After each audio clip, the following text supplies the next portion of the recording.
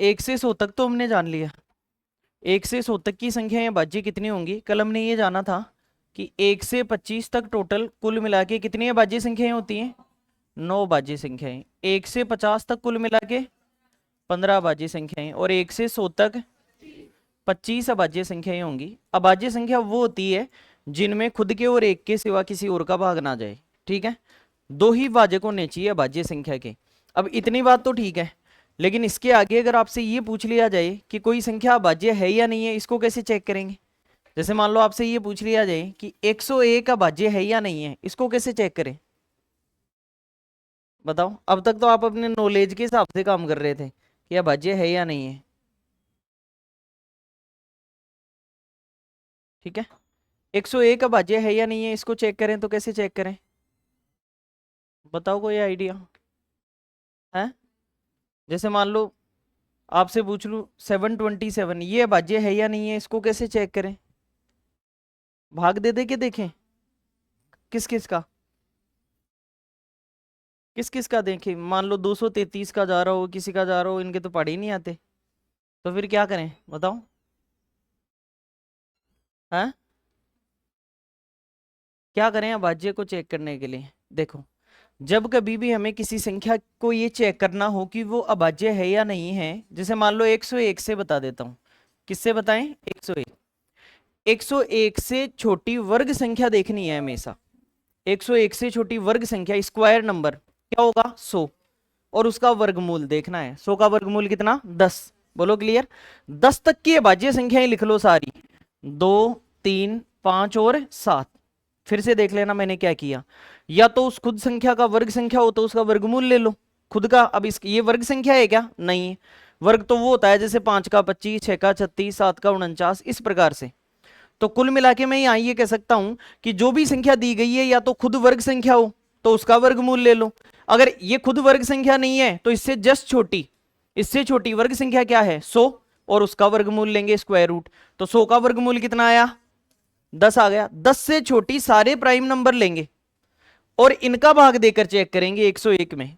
अगर इनमें से किसी संख्या का भाग चला गया तो वो संख्या भाज्य हो जाएगी, क्योंकि भाग नहीं जाना चाहिए ना किसी का भी भाग नहीं जाना चाहिए। तो बताओ 2 का भाग जाता है क्या 101 में? 3 का जाता है क्या?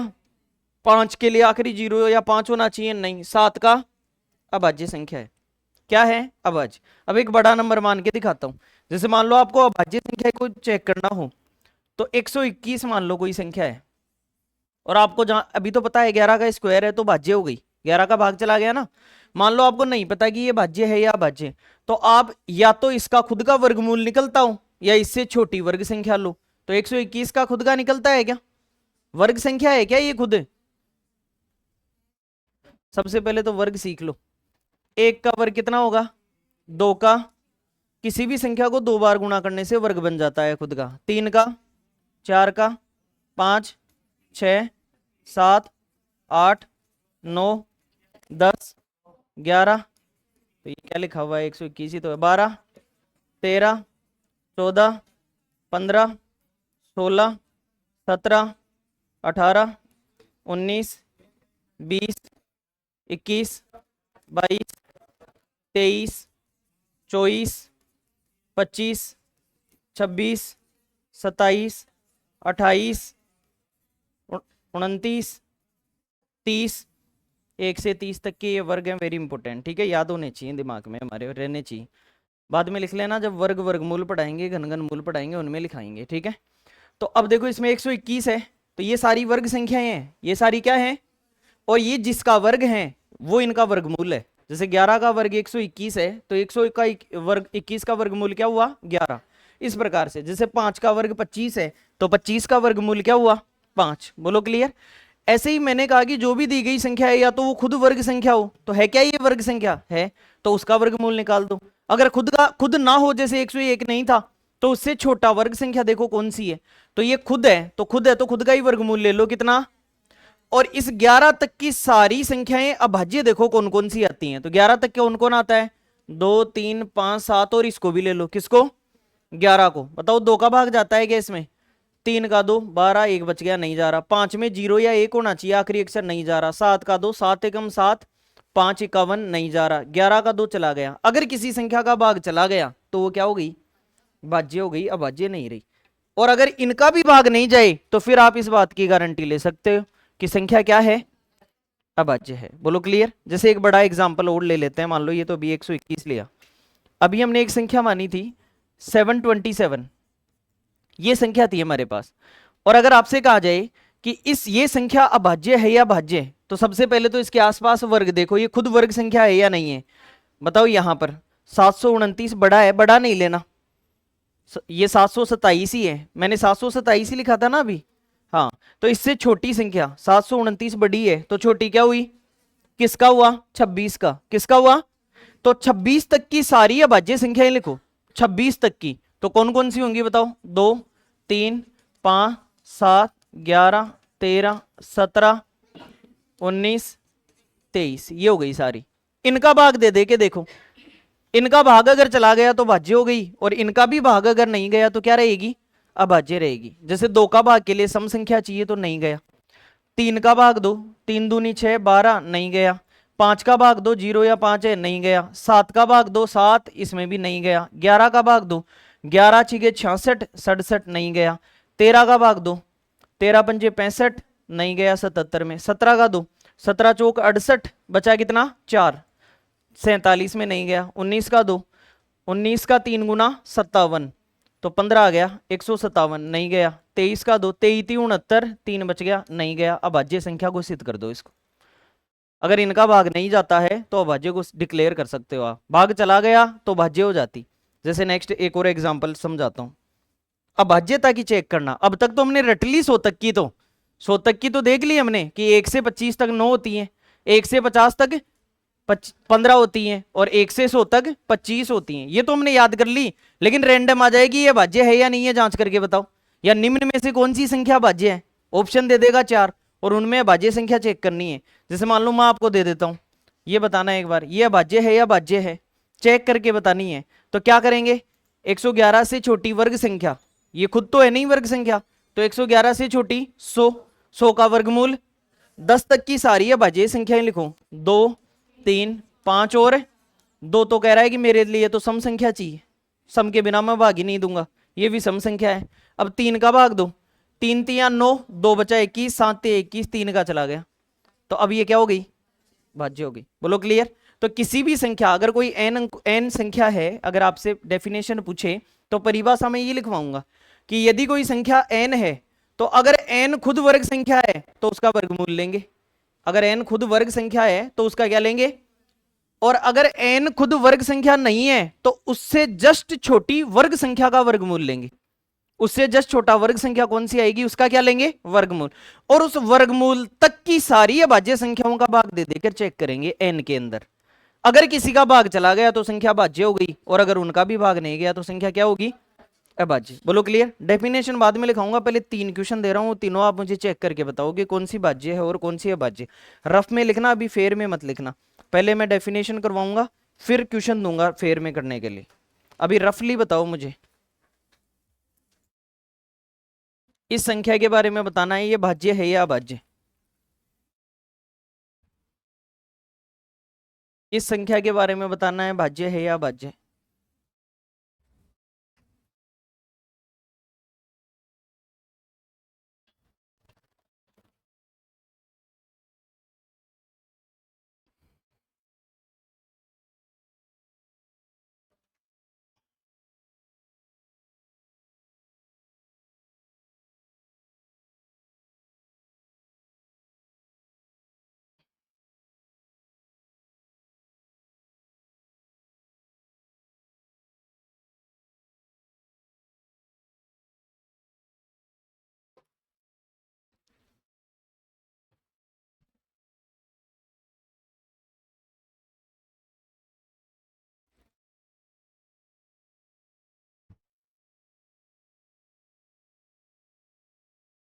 ये 6 एग्जाम्पल हैं, इनको आपको तुरंत चेक करके बताना है इनमें से कौन कौन सी तो प्राइम नंबर है और कौन सी प्राइम नंबर नहीं है।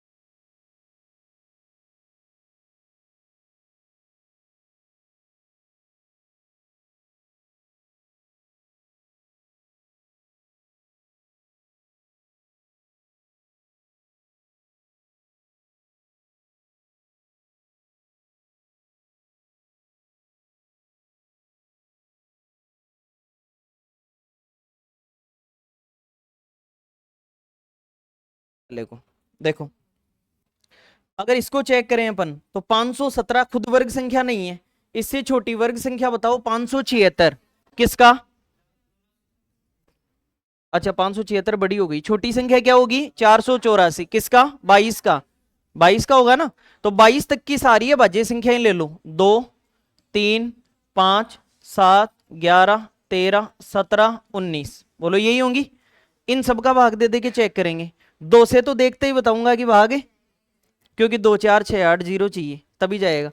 3 से देके देखूंगा, 17 3 का 1, 7 बच गया, 7 में 3 का नहीं जाता, देके देख लेंगे ना भाग। एक अंक में देंगे, फिर नहीं जा रहा, मान लो एक में जा रहा है, बच गया, उसको इसके आगे लगा देंगे।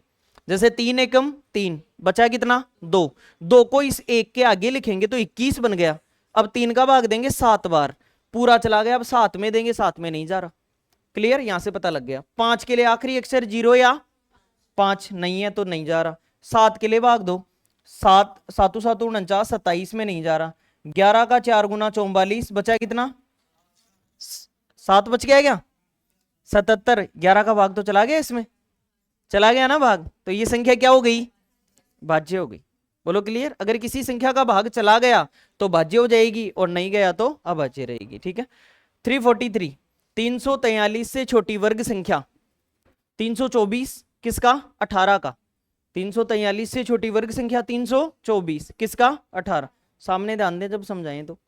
अब देखो यहां 2 3 5 7 11 13 17 तक लेंगे, क्योंकि 18 तक आ रहे थे अपन। सामने ध्यान दो जब समझाएं तो, बाद में नोट कर लेना एक बार। ठीक है। अब देखो 2 का भाग जाएगा क्या? नहीं जाएगा। 3 का देके देखो, 3 में गया, 13 बच गया, नहीं गया। 5 के लिए आखिरी अक्षर 0 या 5 चाहिए, नहीं गया। 7 का भाग दो, 7 चौक 28 63, 7 का चला गया, तो ये संख्या क्या हो गई? ये तीनों ही संख्याएं भाज्य हो गई। बोलो क्लियर। किस किस की तीनों सही थी? 2 4 लोगों की। ठीक है। 127 अभाज्य थी क्या? हाँ ये अभाज्य थी, लिख देते हैं अपन, प्राइम नंबर है। और ये दोनों क्या हो गई?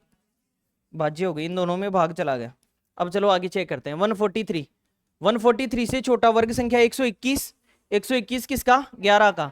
तो 2 3 5 7 और 11, 11 भी लेनी है, ध्यान रखना आखिरी संख्या भी लेनी है। 2 का भाग जा रहा है क्या? 3 का, 5 का 0 या 5 नहीं, 7 का, 11 का चला गया, तो क्या हो गई? भाज्य हो गई। 11 एकम 11, 11 3 33, भाग चला गया। ऐसे देके देख लो ना, आपको असली मजा तब आता है जब ऐसे देते हो। 11 एकम 11, बचा कितना? 3, ये 3 उतर गया, 11 3 33, पूरा पूरा चला गया। अब आपको परमानंद की प्राप्ति हो गई कि अब भाग चला गया। अब तक नहीं मान रहे थे आपके भाग गया या नहीं गया, अब मान लिया आपने कि भाग चला गया। ठीक है।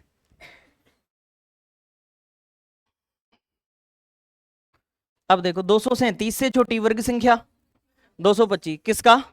15 का। तो 15 से छोटी सारी है भाज्य संख्याएं लिख दो, 2 3 5 7 11, ये 5 है यहाँ पे। अब यहाँ 13 भी है ना।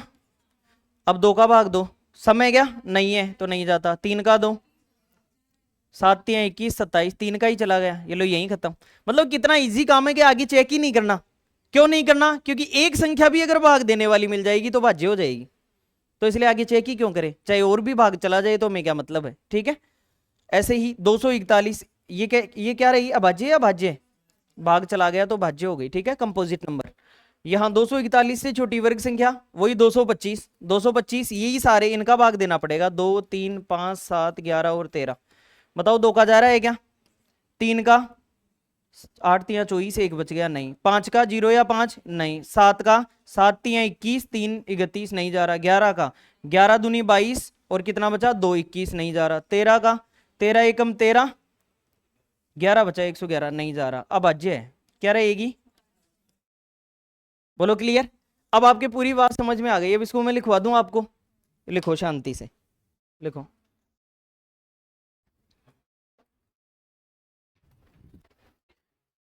यदि कोई कैपिटल एन लिखना, कैपिटल एन, यदि कोई संख्या एन, यदि कोई संख्या एन, यदि कोई संख्या एन अभाज्य है या नहीं, यदि कोई संख्या एन अभाज्य है या नहीं, अभाज्य है या नहीं, इसकी जांच करनी हो तो, इसकी जांच करनी हो तो, इसकी जांच करनी हो तो n यदि पूर्ण वर्ग संख्या है तो उसका वर्गमूल लेंगे। n यदि पूर्ण वर्ग संख्या है, if n is a perfect square value, n यदि पूर्ण वर्ग संख्या है तो उसका वर्गमूल लेंगे, तो उसका वर्गमूल लेंगे। अन्यथा n से छोटी संख्या, अन्यथा n से छोटी पूर्ण वर्ग संख्या, तो उसका वर्गमूल लेंगे। अन्यथा n से छोटी पूर्ण वर्ग संख्या का वर्गमूल लेंगे, का वर्गमूल लेंगे, पूर्ण वर्ग संख्या का वर्गमूल लेंगे तथा इस वर्गमूल तक की सभी अभाज्य संख्याएं लिखेंगे, तथा इस वर्गमूल तक की सभी अभाज्य संख्याएं लिखेंगे, तथा इस वर्गमूल तक की सभी अभाज्य संख्याएं लिखेंगे, इस वर्गमूल तक की सभी अभाज्य संख्याएं लिखेंगे, वर्गमूल तक की सभी अभाज्य संख्याएं लिखेंगे। और इनमें से प्रत्येक अभाज्य संख्या का n में भाग देकर जांच करेंगे। इनमें से प्रत्येक अभाज्य संख्या का n में भाग देकर जांच करेंगे, n में भाग देकर जांच करेंगे, n में भाग देकर जांच करेंगे।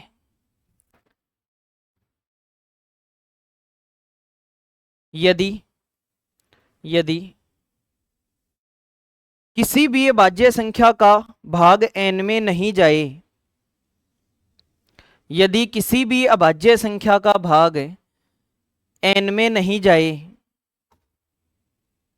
किसी भी अभाज्य संख्या का भाग n में नहीं जाए,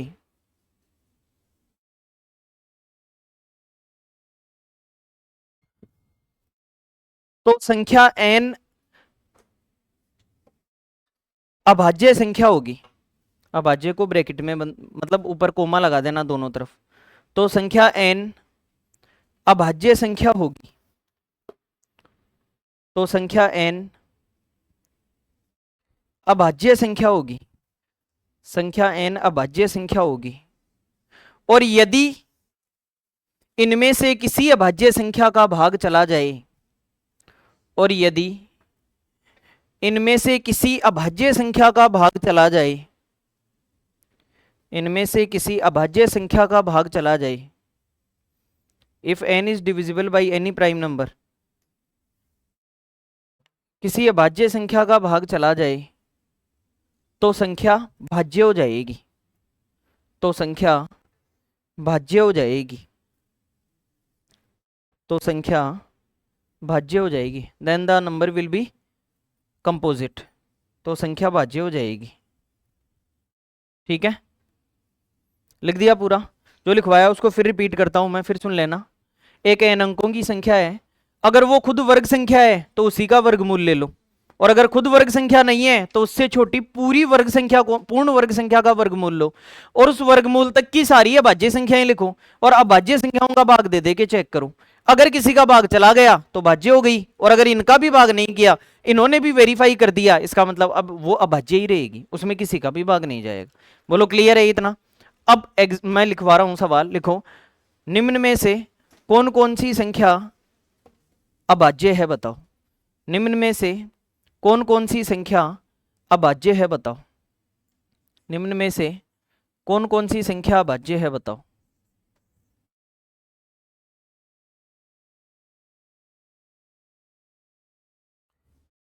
लिख रहा हूं मैं 5-6 संख्याएं, इनको लिखना है नीचे, ठीक है? इनमें से चेक करके बताना है कौन सी संख्या अभाज्य है।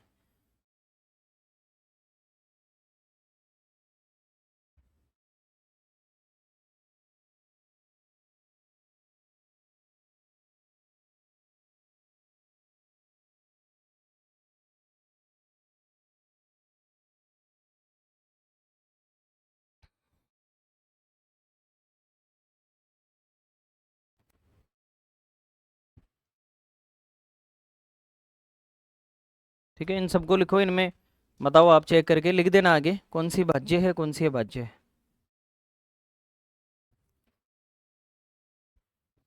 वैसे ही चेक करना है जैसे अभी सोल्व किए थे।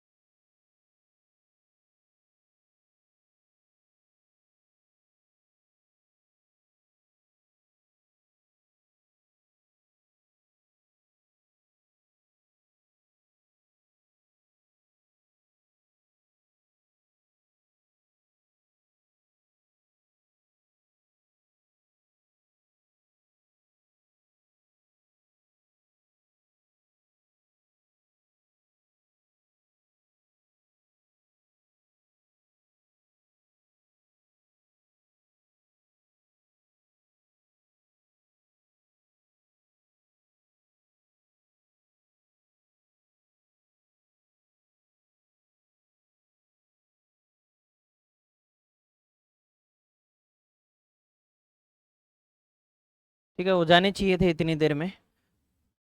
ये तो अभाज्य लिखी थी हमने, याद है क्या? सबसे बड़ी यही तो है अभाज्य संख्या। 1 से 100 तक जब मैंने लिखवाई थी तो सबसे बड़ी 97 ही थी। चेक भी कर लेते हैं चलो। इससे छोटी वर्ग संख्या 81, 81 का 9, 9 तक की सारी अभाज्य संख्याएं लिखो, 2, 3, 5 और 7।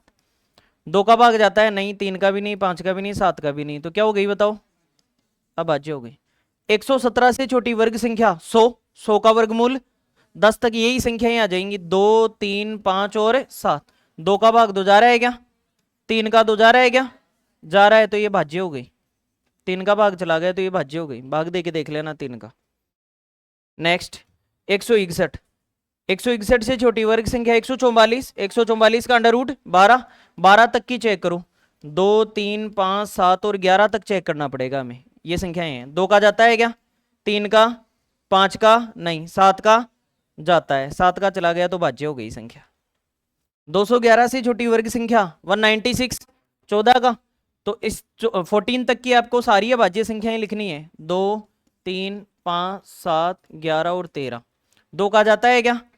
3 का 2 देखे 21 नहीं, 5 में 0 या 5 चाहिए नहीं, 7 3 21, 1 बच गया, 11 एकम 11, 91 नहीं गया, 13 एकम 13, 8 नहीं गया, ये अभाज्य हो गई। 109, 109 में 100, 100 तक की 2, 3, 5, 7 को चेक कर लो।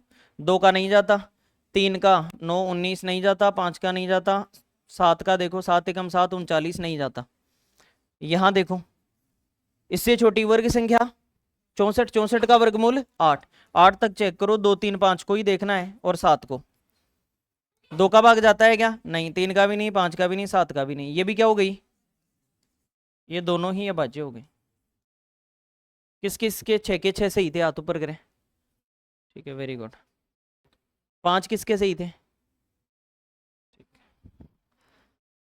ये हमें आज हमने अभाज्य संख्या को चेक करना सीख लिया यहाँ कि कोई भी संख्या अभाज्य होगी या नहीं होगी, इसको चेक कैसे करें। अब बात करते हैं इससे आगे, ठीक है। नोट कर लिया होगा आपने, खुद ने ही सोल्व कर लिया होगा, ठीक है। आ गया था क्या आंसर? एक हमारा पॉइंट और आता है इसमें,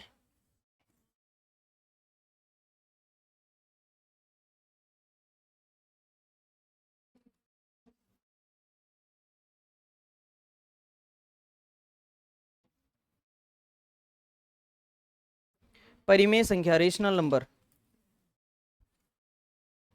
परिमेय संख्या।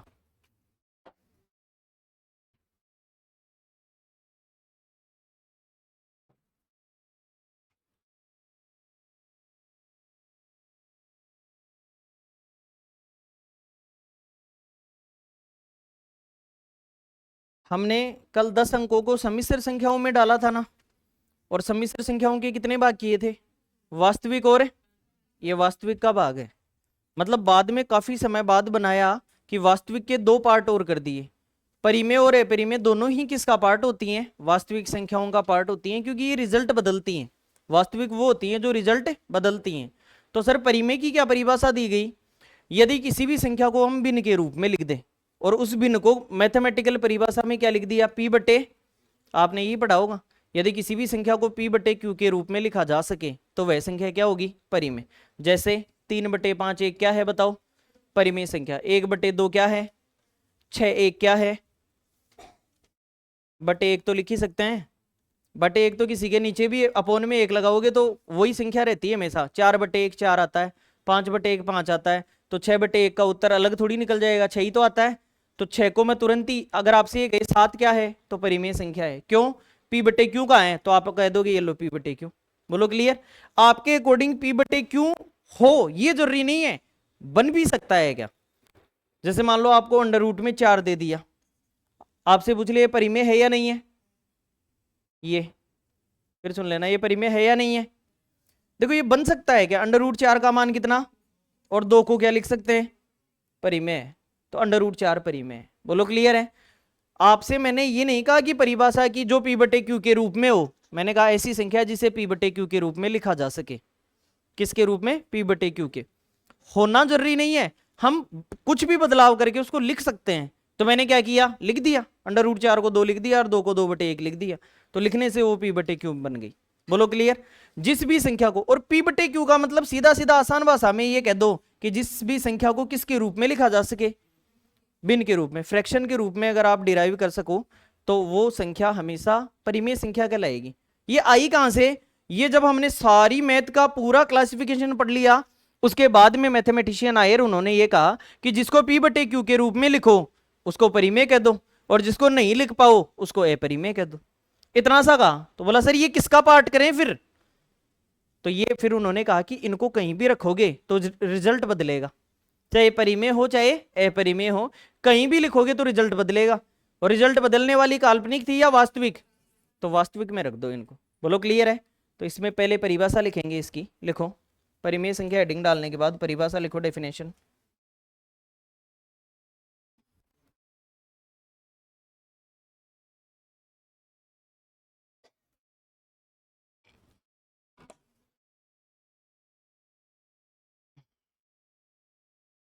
किसी भी संख्या को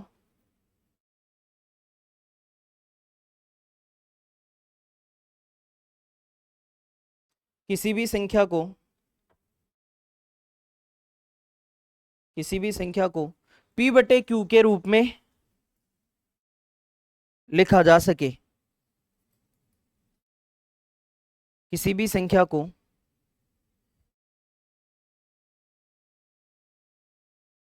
पी बटे क्यू के रूप में लिखा जा सके, any number which can be represented in the form of P by Q.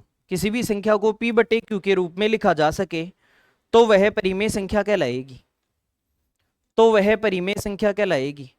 Any number which can be represented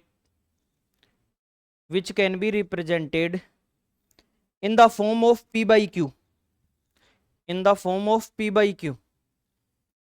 किसी भी संख्या को क्यों आप स्मॉल भी लिख सकते हो। किसी भी संख्या को p बटे q के रूप में लिखा जा सके तो वह हमेशा क्या होगी, परिमेय संख्या। अब आप खुद सोच के बताओ यहां कि अगर मैं किसी भी संख्या में जीरो का भाग दे देता हूं, किसी भी संख्या में जीरो का भाग दे देता हूं तो वो हमेशा अनंत हो जाता है। जीरो का भाग दे देता हूं तो क्या हो जाता है, जीरो में किसी संख्या का भाग दोगे तो जीरो आएगा। जीरो में किसी भी संख्या का, जीरो में एक का, जीरो में दो का, जीरो में सात का, तो इन सब में तो जो वैल्यूज आएंगी वो तो क्या आएंगी। लेकिन किसी संख्या में जीरो का भाग तो सर किसी का भी भाग नहीं दे रहे हम तो, एक प्रकार से अगर जीरो का भाग दे रहे हो तो किसी का भाग ही नहीं दे रहे, और किसी का भाग नहीं दे रहे तो इनकी वैल्यू हमेशा अपन क्या मानते हैं, अनंत बार जाएगी भाग। कितनी बार भाग जाएगा, अनंत बार। जैसे एक में आधे का भाग जाता तो दो बार जाता, आधा और आधा एक, बोलो क्लियर। एक में आधे का भाग कितनी बार, तो जीरो एक ऐसी चीज है जो कुछ नहीं है, तो कुछ नहीं है का भाग देंगे तो उसके सामने तो एक अनंत है, एक क्या है, अनंत।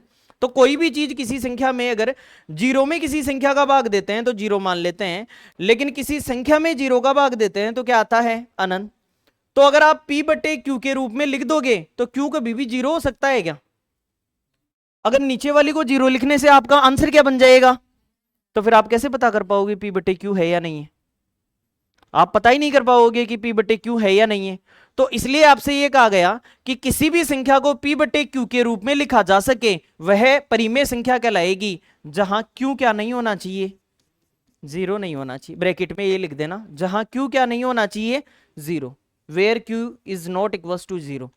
अगर आप इसको जीरो ही लिख दोगे तो आपने कहां बनाई फिर, भिन्न कहां बनाई, बनी नहीं भिन्न, तो अनंत आ गया आपका आंसर। तो कुछ भी लिख के आपने जीरो का भाग दे दिया तो आंसर क्या आ गया। अब ये p बटे q है क्या, नहीं है, तो नहीं है तो फिर कैसे लिख सकते हो, ठीक है। तो p बटे q के रूप में लिखो, लेकिन नीचे वाला कभी भी जीरो मत लिखो, और कुछ भी लिख दो ब्रह्मांड में, कुछ भी लिख दो, एक से लेकर अनंत तक, प्लस में माइनस में किसी में भी लिख दो।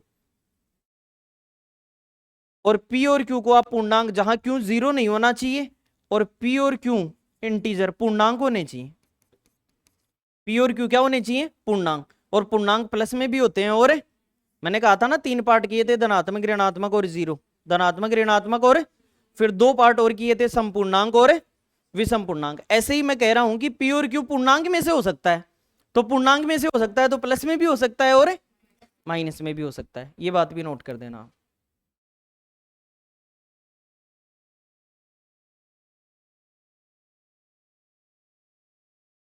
पूरा हट जाएगा इससे तो।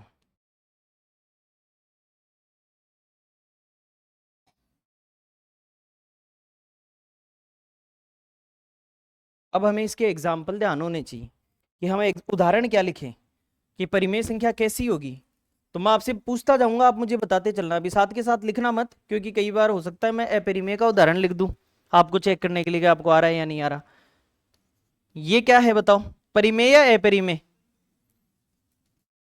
ये क्या है, ये क्या है, परिमेय, नीचे एक लगा देंगे, ठीक है।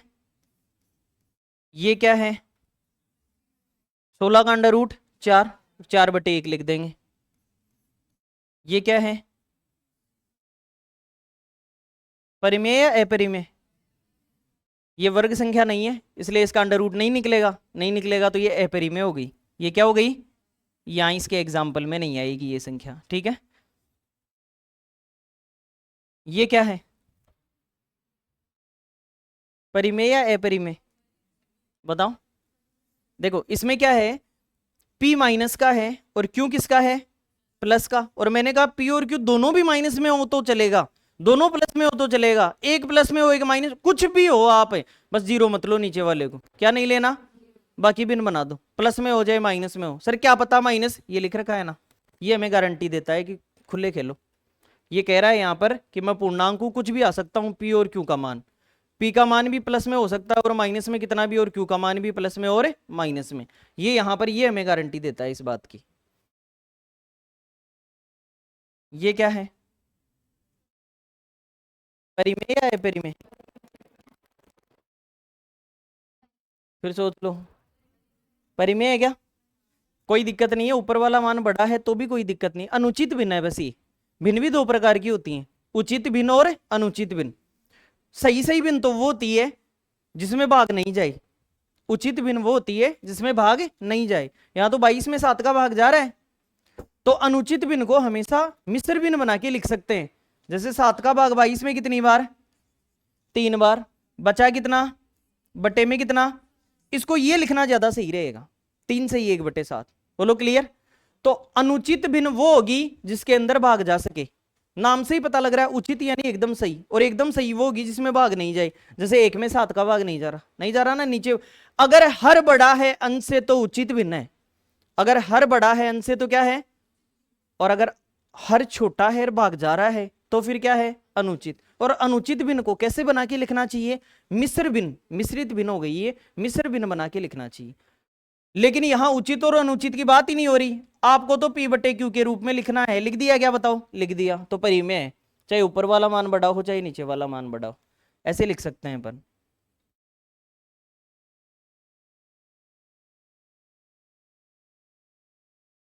ये क्या है, परिमेय संख्या है, क्योंकि माइनस में भी हो मान चल जाएगा। बोलो क्लियर है क्या। ये सारे एग्जाम्पल नोट कर दो, ये परिमेय संख्या के एग्जाम्पल।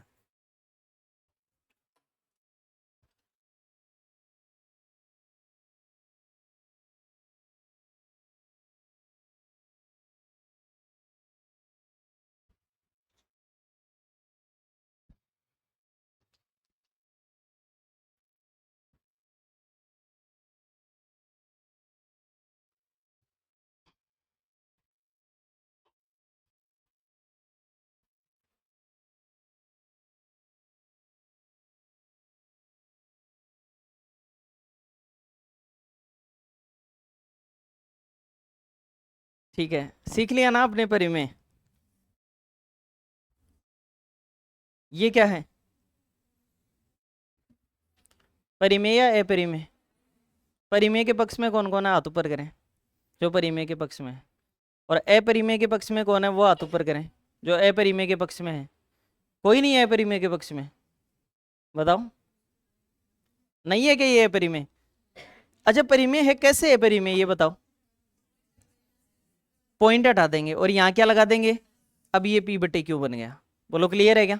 तो ऐसा सवाल आकर हमें कंफ्यूज कर सकता है कि सर ये तो P/Q कैसे लिखेंगे, तो एक पॉइंट वाला भी एग्जाम्पल लिख दो, 2.5 लिख दो एग्जाम्पल में।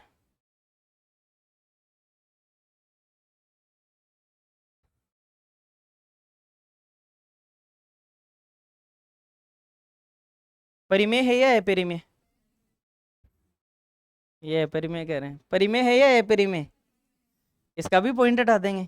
जब 1 अंक बाद पॉइंट था तो 10 लगाया था, 1 0, 4 अंकों बाद पॉइंट है तो कितने जीरो लगा देंगे, फिर से P/Q हो गया।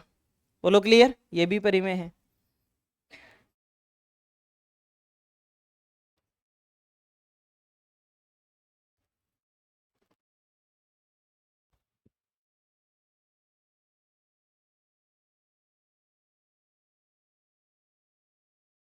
ये परिमेय है या अपरिमेय, हटाओ, देखे पॉइंट कैसे हटाते, हटाओ पॉइंट बताओ, है ये परिमेय है या अपरिमेय, ये बताओ ना, है P/Q रूप दिखा दो इसका मुझे।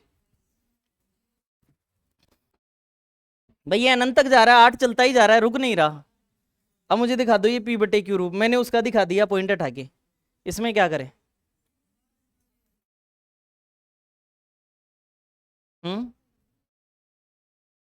अब बताओ परिमेय के पक्ष में कौन कौन है, हाथ ऊपर करें जो परिमेय के पक्ष में हो, 3 4 लोग। अपरिमेय के पक्ष में कौन है वो हाथ ऊपर करें, जो निष्पक्ष है मैं उनको क्लास से बाहर भेजूंगा। बताओ अपरिमेय के पक्ष में 2 3 लोग है, परिमेय के पक्ष में, बाकी का कोई पक्ष नहीं है। और जिसका कोई स्टैंड नहीं होता वो जिंदगी जी भी नहीं पाता, कभी इधर लुढ़क जाएगा कभी इधर लुढ़क, एक स्टैंड तो आपको लेना पड़ेगा, या तो सही का साथ या गलत का साथ। भारत की तरह गुट निरपेक्ष नीति नहीं चलेगी आपके यहाँ पे। देखो जब कभी भी एक ही संख्या रिपीट हो, जब कभी भी क्या हो, एक ही संख्या रिपीट हो, तो हम इस संख्या के ऊपर क्या लगा देते हैं, बार लगा देते हैं। और बार वाली संख्या हमेशा परिमेय होती है, बार वाली संख्या हमेशा क्या होती है, परिमेय। अब सर कैसे हुई P/Q दिखाओ हमें इसका, बोलो क्लियर। तो अभी मैं केवल इसी क्वेश्चन में बता रहा हूं, मैं पूरा थ्योरी नहीं बता रहा, क्योंकि जब भिन्न पढ़ेंगे ना, ये भिन्न का पार्ट है, ये भिन्न का पार्ट है, जब भिन्न पढ़ेंगे तब डीप में पढ़ेंगे। इसका परिमेय वाला पार्ट ये होता है कि जो संख्या पूरी पूरी है, सामने ध्यान दो, हमने ध्यान दे लो, जो संख्या पूरी पूरी है उसको 7 लिख दिया, जिसके ऊपर बार है उसका बार हटा दो, और जितने अंकों पर बार है उतना 9 लगाते हैं। ये मिस्र बिन बन गई। क्या बन गई? मिस्र बिन। और इसको सरल बिन में बना लो, 9 का 7 गुना 63, 63 और 8 कितना? 71/9। अब बताओ पी बटे क्यू बन गया क्या? बन गया। कभी भी बार वाली संख्या अगर आ जाए, जैसे मान लो आपके पास आ गया 0.66, इस प्रकार से चलता जा रहा है, तो आप लिखोगे 0.6 का बार, तो इसका आंसर होता है 6/9। जितने अंकों पर बार होता है उतने 9 का भाग देते हैं। उतने किसका भाग देते हैं? तो कंफ्यूज नहीं होना, बार वाली संख्या हमेशा परिमेय होती है। बार वाली संख्या हमेशा क्या होती है? परिमेय होती है। जैसे मान लो आपके पास आ जाए 2 इस प्रकार से रिपीट कर रही है, तो 2.173 रिपीट कर रहा है, तो इसके ऊपर क्या लग जाएगा? बार लग जाएगा। तो 2 को ऐसे के ऐसे पड़ा रहने दो, 173 को खुला कर दो, और बार 3 के ऊपर है, तो 9 भी कितने आ जाएंगे? 3। जितने अंकों पर बार होता है उतने 9 आते हैं। क्यों आते हैं? जब पढ़ेंगे तब जानेंगे, अभी टाइम वेस्ट नहीं करेंगे। समझ गए? तो क्या कह रहे हो? मैंने क्या कहा? और मैंने ये कहा कि ये वाला 9 क्या, तो यही तो कह रहा हूं, जब पढ़ेंगे तब जानेंगे। जब हम भिन्न पढ़ेंगे ना तब जानेंगे। अभी इतना ध्यान रखो कि बार वाली सारी संख्याएं क्या होती हैं? परिमेय होती हैं। पी बटे क्यू के रूप में लिखा जा सकता है। एक एग्जाम्पल ये भी लिख देना, ठीक है? पूरा लिखना है ऐसे एग्जाम्पल, ये वाले लिखना पूरा इस प्रकार से, ये दोनों ही एग्जाम्पल लिख दो।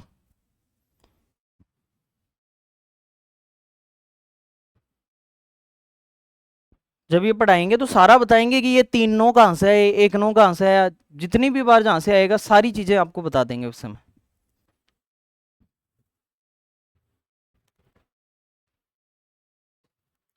तो परिमेय का सीधा सीधा फंडा ये, जिसे भिन्न के रूप में लिख सको, उचित हो चाहे अनुचित हो, भिन्न बना दो आप। नीचे वाली भिन्न अगर नीचे वाला मान 0 हो जाता है तो फिर वो भिन्न ही नहीं बनी, तो नीचे वाला मान 0 नहीं होना चाहिए। बाकी माइनस में हो, प्लस में हो, वाट एवर यू वांट, सब चलेंगे यहाँ।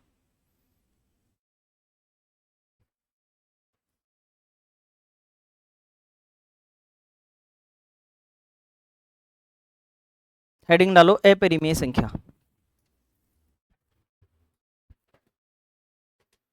आपने यही बार कहाँ लगा दिया? ये तो मैंने बराबर लगा के फिर इसके बार लगाया है।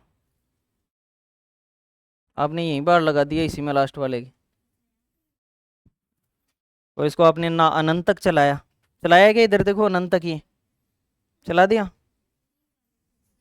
3 बार लिखने से काम थोड़ी चल गया, फिर तो पॉइंट हटा के सीधा ही उतने ही 0 लगा देंगे हम। इनफाइनाइट तक चलना भी चाहिए, अनंत तक जाना चाहिए, तभी कर पाएंगे हम। अपरिमेय संख्या पढ़ते हैं।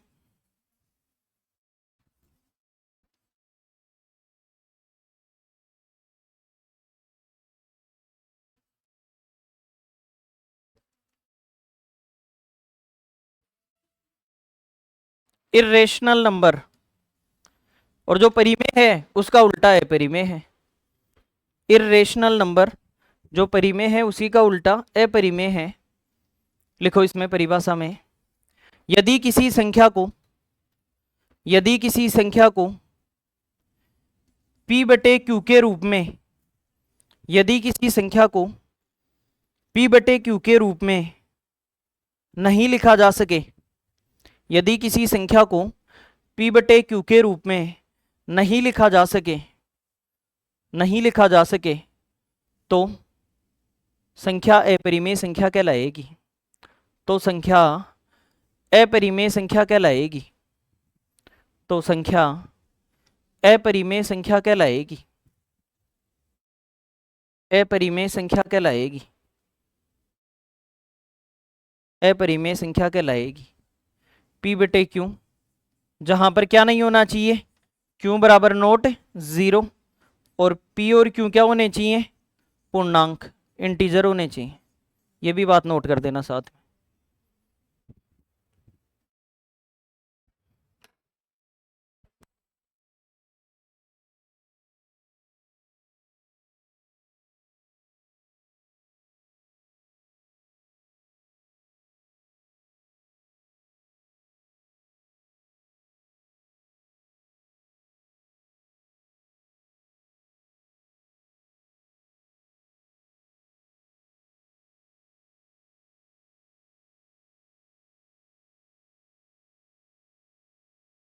अब एग्जाम्पल करने हैं हमें, और एग्जाम्पल मैं आपको दिखा के बता रहा हूँ, आप मुझे बताते चलना कौन सी तो परिमेय है और कौन सी है परिमेय।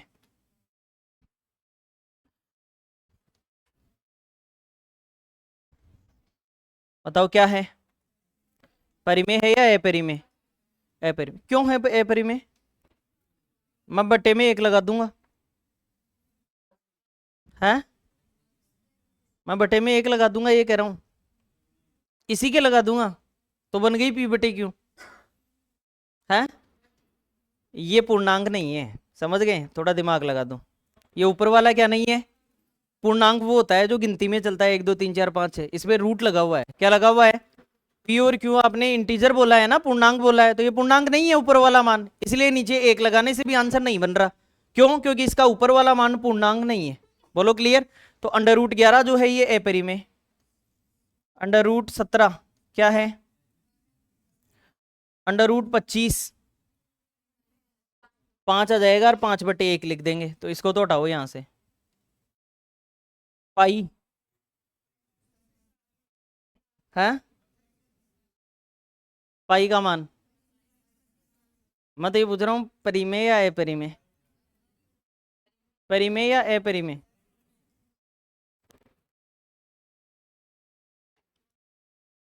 ये क्या है, लेकिन ये क्या होगा, क्योंकि वो नियर बाई वैल्यू है। 22/7 पाई की क्या है, near by value, exact value नहीं है। इस दुनिया में पाई ही एक चीज ऐसी है जिसकी नेक्स्ट चीज हमें पता नहीं है कि आगे क्या आएगा।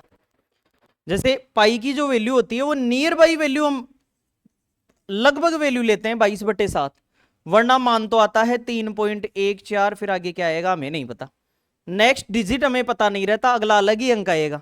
तो जब अलग ही अंक आएगा तो बार भी नहीं लगा सकते आप, बार तो तब लगाते हो जब पता हो कि यही आता जाएगा, तो यही आता जाएगा तो उसको हटा के बार लगा देते हैं। वो आपको पता ही नहीं है कि अगला अंक क्या आएगा, अलग आएगा कुछ ना कुछ, 5 है तो 7 आ जाएगा, 7 है तो 8 आ जाएगा, 3 आ जाएगा, 2 आ जाएगा, अनएक्सपेक्टेड है। और जिस चीज के बारे में पता ही नहीं है तो वो तो चलती ही जाएगी। पाई का मान याद करने वाले लोगों का नाम गिनीज बुक रिकॉर्ड में भी दर्ज है। सबसे पहले भारत के एक आदमी ने 25,000 पॉइंट के बाद 25,000 अंकों तक याद करके खुद का नाम दर्ज करवा रखा था। फिर एक ब्रिटेन के आदमी ने 75,000 अंकों तक पाई का मान याद कर लिया। फिर एक भारत के आदमी ने 3,25,000 अंकों तक याद कर लिया, 3,25,000 तक। और फिर एक ब्रिटेन के आदमी ने 3,70,000 अंकों तक याद कर लिया। वर्तमान में ब्रिटेन के आदमी का नाम है, आप अपना नाम दर्ज करवा सकते हो याद करके, ठीक है। तो पाई के मान का हमें पता नहीं है, तो पाई के मान का पता नहीं है तो पी बटे क्यों किसको लिखोगे? अगर 22/7 बोले तब तो परिमेय है, क्यों? क्योंकि पी बटे क्यू लिख दिया, वो नियर बाई वैल्यू है, उसकी एग्जैक्ट नहीं है। लेकिन आपसे पूछे पाई क्या है, अपरिमेय है। और आता कौन सा है, यही क्वेश्चन आता है एग्जाम में, और मैं गारंटी लेता हूं आपके एग्जाम में यही आएगा। अगर परिमेय अपरिमेय का सवाल आएगा तो फर्स्ट ग्रेड में सवाल आएगा पाई है, फिर लिखा होगा परिमेय, अपरिमेय, पूर्णांक, इस प्रकार से ऑप्शन आएंगे। और उस समय आप में से आधे लोगों का गलत होगा, क्योंकि आप याद नहीं रखोगे। अगर इस बात को आप याद रख लोगे तो सही होगा। फिर सुन लेना, पाई एक अपरिमेय संख्या है, यहां साथ में लिख देना, लेकिन 22/7 परिमेय है, क्योंकि 22/7 इसका लगभग मान होता है। नियर बाई वैल्यू सोल्व करने के लिए लिख देते हैं हम, वरना तो फिर अपन सोल्व ही नहीं कर पाएंगे किसी क्वेश्चन को। गणितज्ञों ने 22/7 क्यों लिया? इसीलिए लिया क्योंकि पाई की वैल्यू एग्जैक्ट लिख ही नहीं पा रहा था कोई आदमी, तो एग्जैक्ट नहीं लिख पा रहा था तो क्या किया उन्होंने, पॉइंट से 2 अंकों तक ले लिया। पॉइंट से कितने अंकों तक ले लिया, हम लिखते हैं तो 2 अंकों तक ही लिखते हैं ना लगभग, तो 2 अंकों तक ले लिया और फिर उसकी वैल्यू देखी तो 22/7 आ गई। लेकिन पाई ने थोड़ी कहा था 2 अंकों तक लो, पाई तो कह रहा है मैं तो चलता जाऊंगा। बोलो क्लियर। इसलिए पाई अपरिमेय है, लेकिन 22/7 परिमेय संख्या है।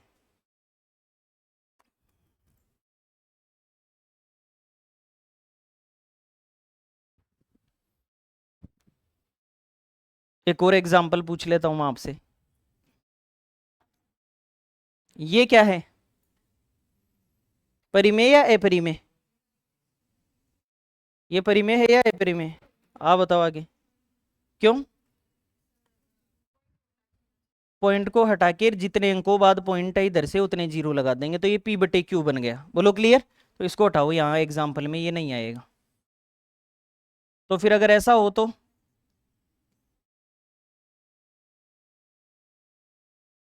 अगर ऐसा हो तो अब ये परिमेय है या अपरिमेय? इनको ही बताने दो एक बार। अब ये परिमेय है या अपरिमेय? बिल्कुल बार लगा के कर सकते हैं। आगे वाले सबको हटा दूंगा मैं, और 4.672 रिपीट हो रहा है तो इसके ऊपर क्या लगा दूंगा?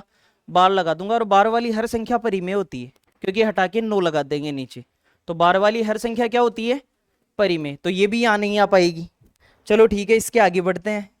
इस बार भी यही उत्तर बताएंगे।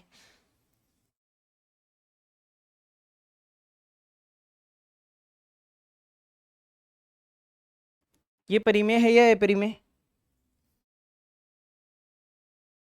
क्यों? ना तो पॉइंट हटा सकते, क्योंकि अनंत तक चल रहा है, हमें क्या पता पॉइंट कहाँ से हटाना है और कितने जीरो लगाने हैं। और ना बार लगा सकते, क्योंकि हमें ये भी नहीं पता कि अंक दूसरा कौन सा आ रहा है आगे से आगे। रिपीटेशन का भी नहीं पता, अलग ही अंक आ रहा है ये तो इसलिए यह संख्या अपरिमेय है। ध्यान रखना, यह संख्या क्या है? क्योंकि मैं इसे क्या नहीं लिख सकता? पी बटे क्यू के रूप में नहीं लिख सकता। क्यों नहीं लिख सकता? क्योंकि पॉइंट का नहीं पता कितने अंक नीचे लगाने हैं। और बार लगा के भी सोल्व नहीं कर सकता, क्योंकि मुझे ये नहीं पता कि रिपीटेशन कौन सा हो रहा है। तो ये अपरिमेय रहेगी। ऐसा कोई सवाल आता है तो अपरिमेय लिख देना है इसको। तो ये आपकी परिमेय और अपरिमेय संख्या आज इस प्रकार से हमने कंप्लीट की है। फिर से देख लेते हैं क्या पढ़ लिया आज हमने। वो पढ़ लिया आज 1 से 25 तक अभाज्य संख्याएं कितनी? 1 से 50 तक, 1 से 100 तक। सबसे छोटी अभाज्य संख्या, एकमात्र समअभाज्य संख्या, सबसे छोटी संयुक्त संख्या। अभाज्य संख्या का दूसरा नाम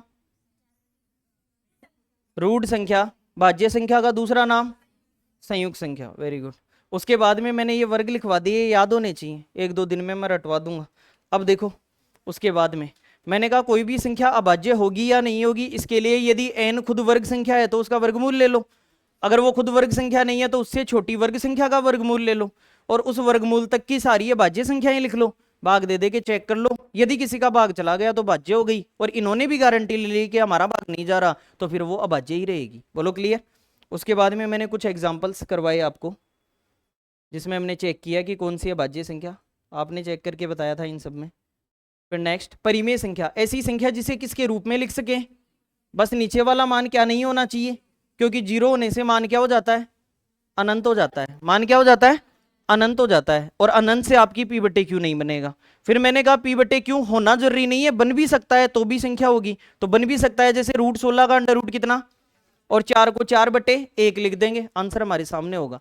पी और क्यू पूर्णांक हो सकते हैं तो प्लस में भी हो सकते हैं और माइनस में भी। सामने ध्यान दो, पी और क्यू पूर्णांक हो सकते हैं तो प्लस में भी हो सकते हैं और माइनस में भी हो सकते हैं। सारी वैल्यू, पॉइंट वाली संख्या भी पूर्णांक हो सकती, ये परिमेय हो सकती है। क्यों? पॉइंट हटा के उसको पी बटे क्यू बना देंगे। बोलो क्लियर? वही संख्या परिमेय नहीं होगी जिसको अंश और हर के रूप में नहीं लिख सकते, वह नहीं होगी। अब अपरिमेय संख्या की परिभाषा हमने देखी, संख्याओं का ऐसा युग्म, संख्याओं का ऐसा युग्म जिसे p बटे क्यू के रूप में नहीं लिखा जा सके, तो वह संख्या क्या रहेगी बताओ? अपरिमेय। नहीं उसी को लिख सकते हैं जैसे अंडर रूट में 11, अंडर रूट 2 होगा तो भी अपरिमेय, अंडर रूट 3 होगा तो भी, अंडर रूट 5 होगा तो भी, अंडर रूट 7 होगा। इस प्रकार की सारी संख्याएं जिसका रूट नहीं निकलता है वो सारी अपरिमेय होंगी। जिसका रूट नहीं निकलता वो सारी क्या होंगी? अपरिमेय। अगर मान लो मैं ऐसा कह दूं कि अंडर रूट में -36, ये परिमेय है या अपरिमेय? परिमेय है या अपरिमेय? माइनस लगाने से कोई फर्क नहीं पड़ता, -6 आ जाएगा और -6/1 वैलिड है। बोलो क्लियर है? तो ये परिमेय हो जाएगी। तो इस प्रकार से मैंने परिमेय और अपरिमेय संख्याओं के बारे में आपको जानकारी दी। बोलो क्लियर? आज हम इतना ही पढ़ेंगे कल पढ़ेंगे। समझ में आ रहा है? यस और नो? कोई डाउट रहे पूछ लिया करो। हो सकता है आपने अभी स्टार्ट किया हो, काफी टाइम पहले मैथ छोड़ी हो, टाइम लगे, तो आप भी थोड़ा एफर्ट एक्स्ट्रा लगाना। मैं कुछ एक्स्ट्रा समझा रहा हूँ, इसीलिए 4 दिन में वहीं अटके हुए हैं, हम कुछ पढ़ नहीं रहे हैं। समय बहुत लगेगा पढ़ने में, लेकिन अच्छा पढ़ेंगे। ठीक है? Thank you.